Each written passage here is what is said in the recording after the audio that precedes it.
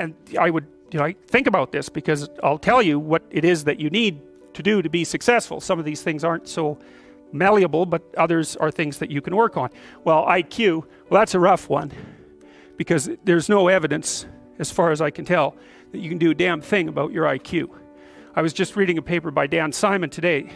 It's a relatively recent review. Dan Simon did the Invisible Gorilla stuff, and he was looking, because there's all these companies that claim that these online brain training exercises can produce cognitive improvements, and he reviewed the literature again, and I've reviewed that literature like 6 times in the last 15 years, because I keep hoping that someone will crack the problem, but it's always the same answer. It's like, you do brain training games, you get better at the game, a lot better at that game. You get slightly better at similar games, but distal games that are still heavily cognitively loaded doesn't affect your performance at all. Zero, none.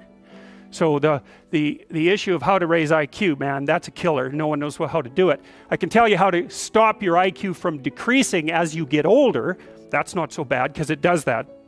Fluid IQ decreases from the time you're 20 and pretty rapidly. It's physical health is the best preventative. So exercise, physical exercise. Weirdly enough, you think, well, why? Well, your brain uses oxygen like mad, right? And it needs to be kept clean and well oxygenated. And physical exercise, both like weightlifting, so anaerobic and aerobic exercise, both seem to be very, very effective at staving off cognitive declines across the lifespan. So that's a really useful thing to know, because that's the only thing we know that does that. So then the next best predictor of lifetime success is conscientiousness. Well, so, and of the 2 aspects of conscientiousness, say orderliness and industriousness, the better predictor is industriousness. So the question is, well, what can you do about your industriousness? And the answer to that is, well, that's kind of rough too, because there's a strong genetic component. But you can work on micro habits with regards to your conscientiousness. And I think the best micro habits, this is partly to do with this future authoring program processes, I think the best thing you can do with regards to your conscientiousness is to set up some aims for yourself, goals that you actually value. And the future authoring program helps people do that. And basically, it does a situational analysis it helps you do a situational analysis of your life more than a psychological analysis, I would say. And so the questions are something like, well, all right, you're going to have to put some effort into your life. And you need to be motivated to do that. And so what are the potential sources of motivation? Well, you could think about them in the big 5 manner. If you're extroverted, you want friends. If you're agreeable, you want an intimate relationship. If you're disagreeable, you want to win competitions. If you're open, you want to engage in creative activity. If you're high in neuroticism, you want security. Okay, so those are all sources of potential motivation that you could draw on, that you could tailor to your own, your own personality. But then there are dimensions that you want to consider your life across. And so we ask people about, well, if you could have your life the way you wanted it in 3 to 5 years, if you were taking care of yourself properly, what would you want from your friendships? What would you want from your intimate relationship? How would you like to structure your family? What do you want for your career? Well, how are you going to use your time outside of your job? And how are you going to regulate your mental and physical health, and maybe also your drug and alcohol use? Because that's a good place to auger down, because alcoholism, for example, wipes out, 5 to 10% of people. So you want to keep that under control. And then so maybe you develop a vision of what you would like your life to be, and that associates the goal. Once the goal is established, and then you break down the goal into micro processes that you can implement. The micro processes become rewarding in proportion, in relation to their causal association with the goal, and that tangles in your incentive reward system. We talked about the dopaminergic incentive reward system, and that's the thing that keeps you moving forward. And the way it works is that it works better if it produces positive emotion when it can see you moving towards a valued goal. Okay, well, what's the implication of that? Better have a valued goal, because otherwise you can't get any positive motivation working out. And so the more valuable the goal, in principle, the more the micro processes associated with that goal start to take on a positive charge. And so what that means is, well, you get up in the morning and you're excited about the day, you're ready to go. And so as far as I can tell, what you do is you specify your long-term ideal maybe you also specify a place you want to stay the hell away from so that you're terrified to fail as well as excited about succeeding, because that's also useful. You specify your goal. You do that in some sense as a unique individual. You want to specify goals that make you say, oh, if that could happen as a consequence of my efforts, it would clearly be worthwhile. Because the question always is, why do something? Because doing nothing is easy. You just sit there and you don't do anything. That's real easy. The question is, why would you ever do anything? And the answer to that has to be because you've determined by some means that it's worthwhile. And then the next question might be, well, where should you look for worthwhile things? And one would be, well, you could consult your own temperament. And the other would be, well, you kind of look at what it is that people accrue that's valuable across the lifespan. So you do a structural analysis of the subcomponents of human existence, and I already did that. You need a family, you need friends. Like, you don't need to have all these things, but you better have most of them. Family, friends, career, educational goals, plans for, time outside of work, attention to your mental and physical health, etc.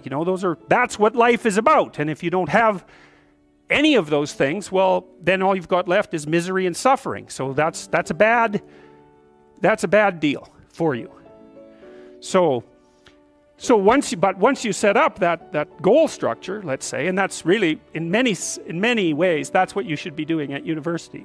That's exactly what you should be doing, is trying to figure out who it is that you're trying to be, right? And you aim at that, and then you use everything you learn as a means of building that person that you want to be. And I really mean want to be. I don't mean should be, even those things are going to overlap. And it's important to distinguish between those, because that's partly, and this is back down to the micro routine analysis. So if I was saying, well, you're going to try to make yourself more industrious. Okay, number one, specify your damn goals, because how are you going to hit something if you don't know what it is? That isn't going to happen. And often people won't specify their goals too, because they don't like to specify conditions for failure. So if you keep yourself all vague and foggy, which is real easy, because that's just a matter of not doing as well, then you don't know when you fail. And people might say, well, I really don't want to know when I fail because that's painful. So I'll keep myself blind about when I fail. That's fine, except you'll fail all the time then.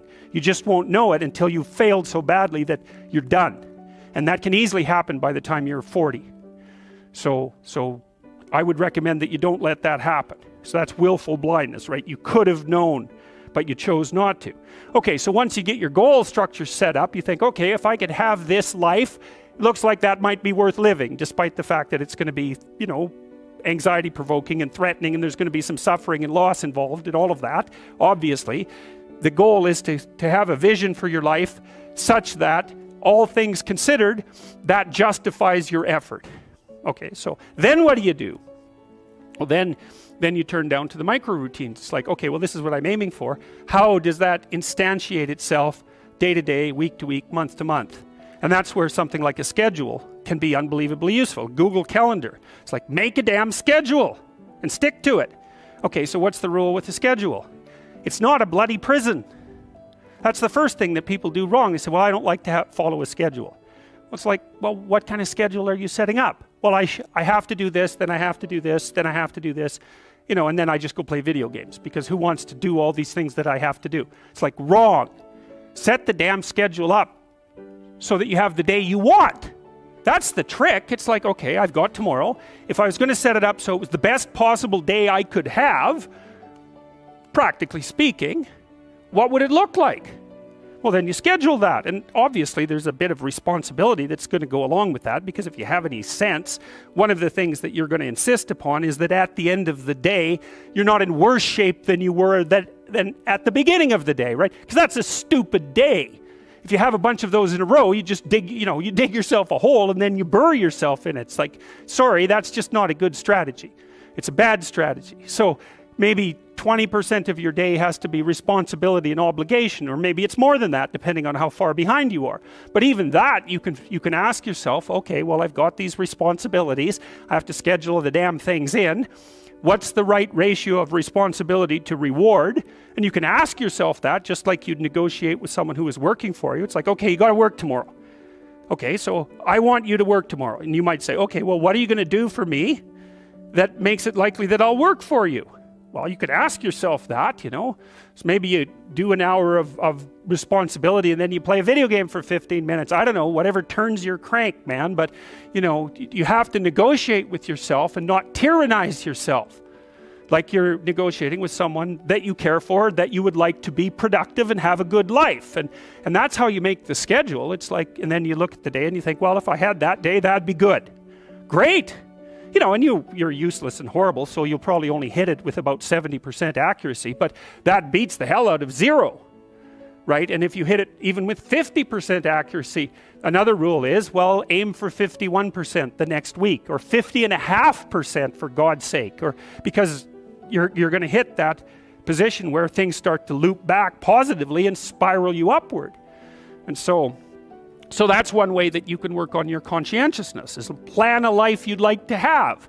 And you do that partly by referring to social norms. That's more or less rescuing your father from the belly of the whale. But the other way you do that is by having a little conversation with yourself about, as if you don't really know who you are, because you know what you're like. You won't do what you're told. You won't do what you tell yourself to do. You must have noticed that. It's like you're a bad employee and a worse boss. And both of those work, for you. You don't know what you want to do, and then when you tell yourself what to do, you don't do it anyways. You should fire yourself and find someone else to be. But